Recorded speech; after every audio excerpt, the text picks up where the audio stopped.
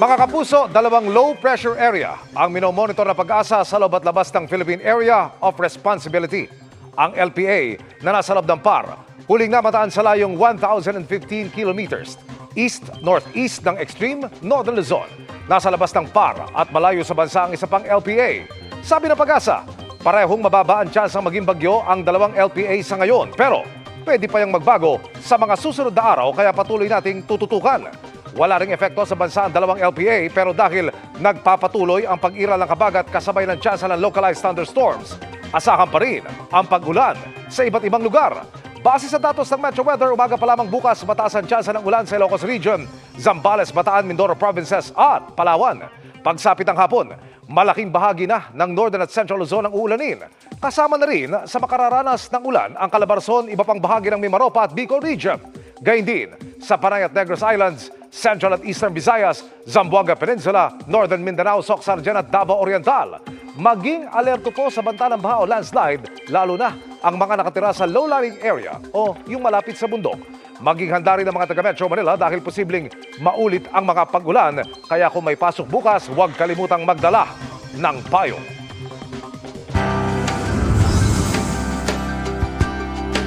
Isa sa pinakaabala at pinakakomplikadong bahagi ng ating katawan, ang ating mga mata.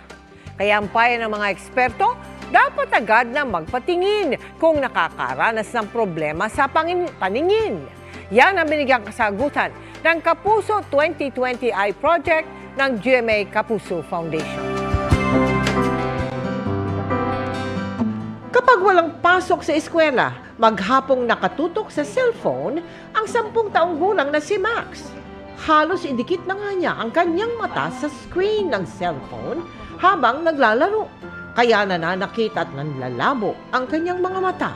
Kapag tumitingin po ako sa liwanag, sumasakit po yung mata ko.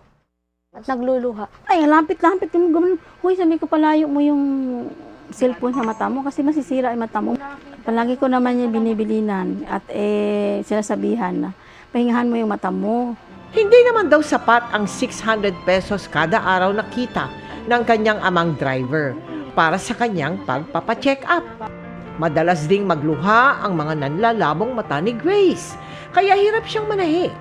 Pinagtsatsagaan na nga lang niya ang salamin na nabili sa bangketa. Kapag nagtatahi ako, minsan hindi ko nakikita sa ilalim, naglalaktaw na pala. Tapos sige ang tahi, akala ko okay pa. Buhol-buhol pala sa ilalim.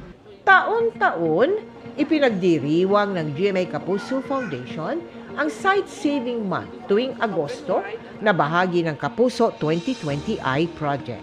Bilang pagdiriwang na rin sa nalalapit kong kaarawan.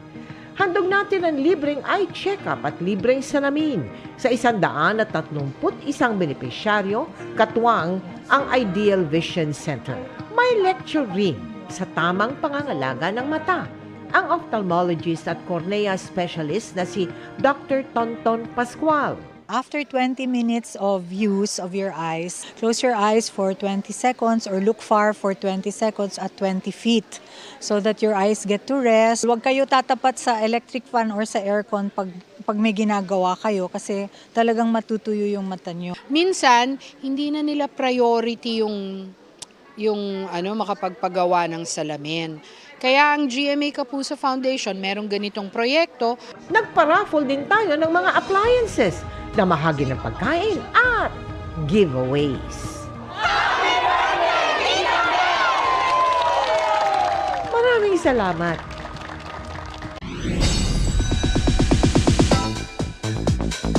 Overflowing ang good reviews sa Cinemalaya film na balota ng GMA Pictures at GMA Entertainment, lalo na ang pagganap ni Marian Rivera. Isa sa mga nakicheer sa gala premiere, si Dingdong Dantes na all out ang support sa kanyang wifey. Makichika kay Aubrey Carampel.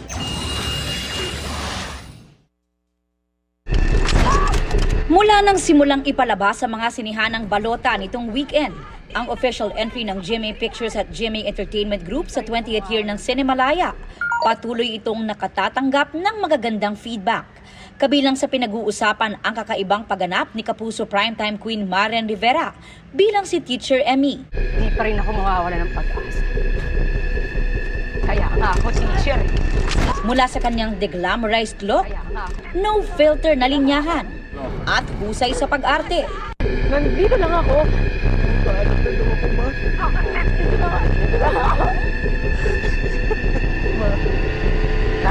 Hindi ako binigo ng movie. Sobrang galing. Yung linyahan dito ni Marian Rivera kakaiba. Never natin siya makikita sa ganito. Pinalakpakan ang pelikula sa gala premiere na dinaluhan ni Marian kasama ang cast members, kabilang sina Will Ashley, Royce Cabrera, Rahil Birria, Sasa Girl, Esnir, at direktor at writer ng movie na si Kip Oebanda. Sabi ko nga, yung experience ko dito sa Balota sobrang priceless. Kaya sabi ko, naku, nagpapasalamat talaga ako na nagawa ko talaga ito. We knew naman that when we were shooting it that she gave it her all. But to see people appreciate it is really something else. Especially in Cinemalaya.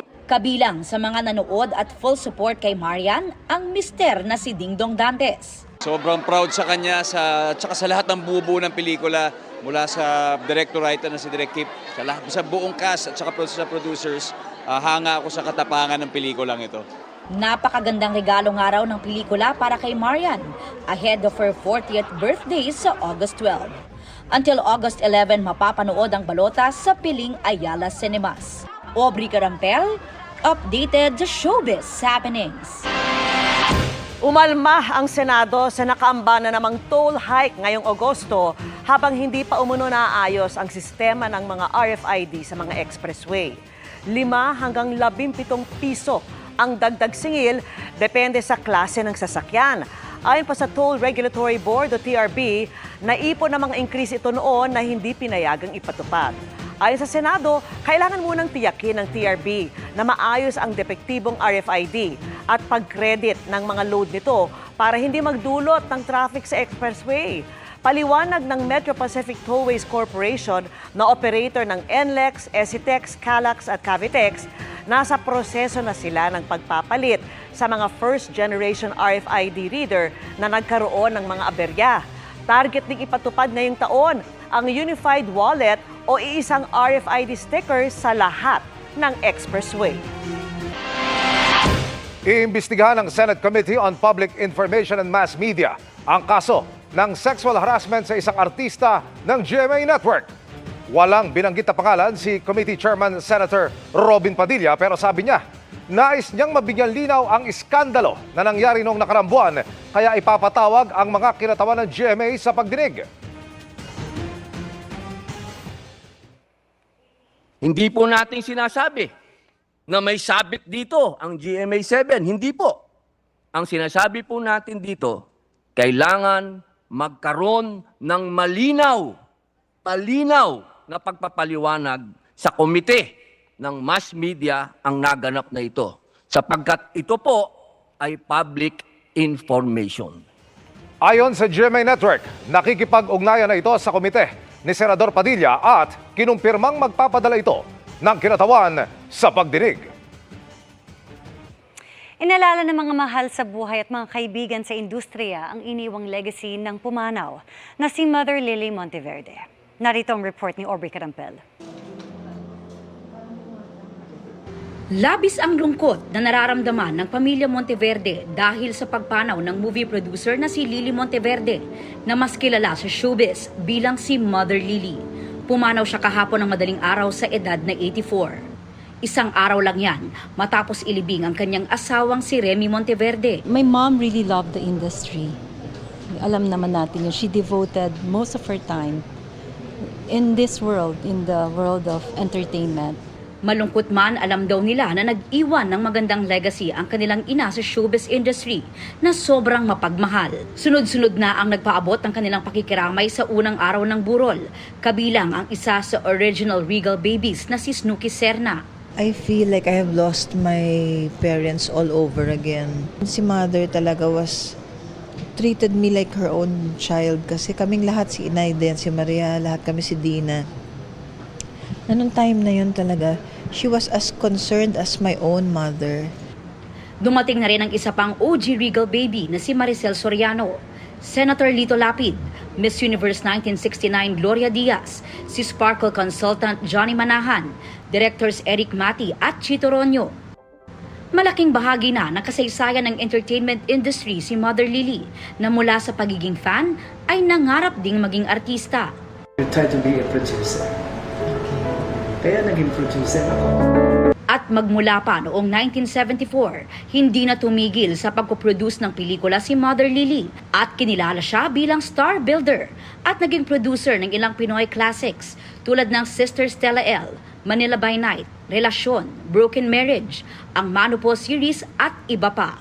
Bukas daw ang burol ni Mother Lily maging sa fans na nais makiramay, pakiusap lang ng pamilya na maging marespeto sa ibang mga nagluluksa. Sa Sabado, ililibing ang mga labi ni Mother Lily sa Heritage Park sa Taguig. Aubrey Carampel, Nakatutok, 24 Oras. Nagbitiw bilang vice-presidente at miyembro ng Partido Demokratiko Pilipino o PDP laban si Senate Majority Leader Francis Tolentino. Ipinaalam niya sa liham kay Senador Robin Padilla na naunang humiling ng kanyang pagbibitiw ng manumpa bilang bagong presidente ng partido. Sabi ni Tolentino, nagsumiti na siya noong pa ng resignation letter kay nooy PDP President Congressman Jose Alvarez.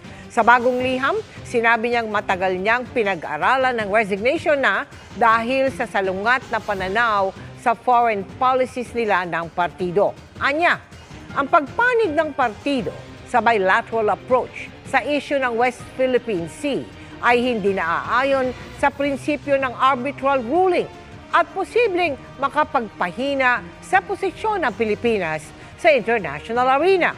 Sa halip, mas makabubuti raw ang multilateral alliance sa mga kaalyado nating bansa para sa katatagan ng rehiyon.